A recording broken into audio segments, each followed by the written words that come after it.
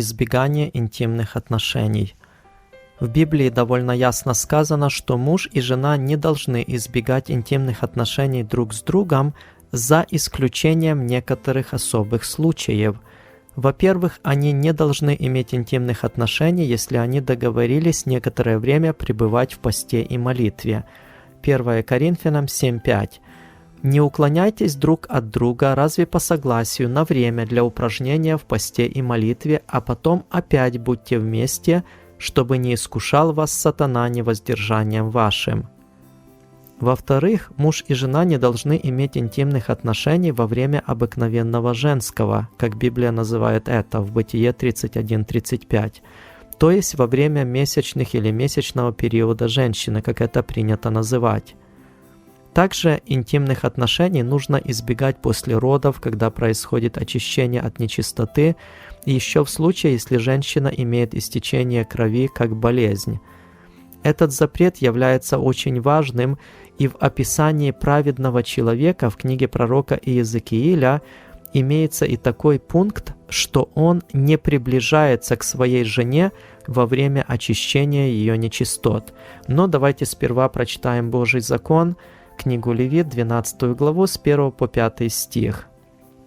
Потом еще несколько стихов из книги Левит, и затем обратимся к книге Иезекииля. Итак, Левит, 12 глава, с 1 по 5 стих. «И сказал Господь Моисею, говоря: скажи сынам Израилевым, если женщина зачнет и родит младенца мужеского пола, то она нечиста будет 7 дней. Как во дни страдания ее очищением она будет нечиста. В 8-й же день обрежется у него крайняя плоть его, и 33 дня должна она сидеть, очищаясь от кровей своих.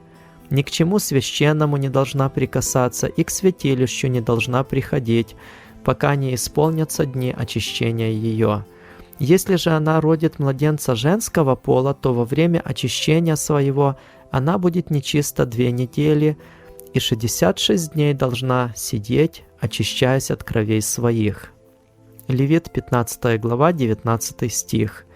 «Если женщина имеет истечение крови, текущей из тела ее, то она должна сидеть 7 дней во время очищения своего, и всякий, кто прикоснется к ней, нечист будет до вечера». И Левит, 15 глава, 25 стих. «Если у женщины течет кровь многие дни, не во время очищения ее, или если она имеет истечение доли обыкновенного очищения ее, то во все время истечения нечистоты ее, подобно как в продолжении очищения своего, она нечиста».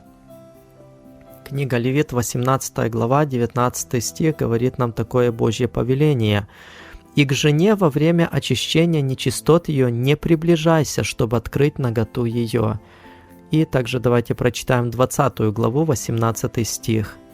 «Если кто ляжет с женою во время болезни кровоочищения и откроет наготу ее, то он обнажил истечение ее, и она открыла течение кровей своих. Оба они да будут истреблены из народа своего».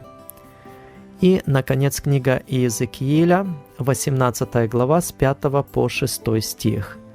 «Если кто праведен и творит суд и правду, на горах жертвенного не ест, и к идолам дома Израилева не обращает глаз своих, жены ближнего своего не оскверняет, и к своей жене во время очищения нечистот ее не приближается».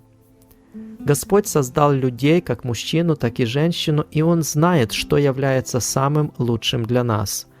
Бог запрещает интимные отношения во время кровоочищения женщины не потому, что хочет просто ограничить нас или забрать у нас удовольствие, а потому, что желает предотвратить нас от несчастья и проверить, конечно же, наше послушание Ему.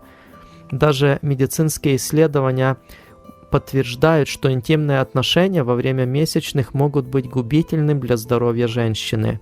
Они подвергают ее риску множества заболеваний. Поэтому даже врачи, не знающие Бога и Библии, советуют избегать этих отношений.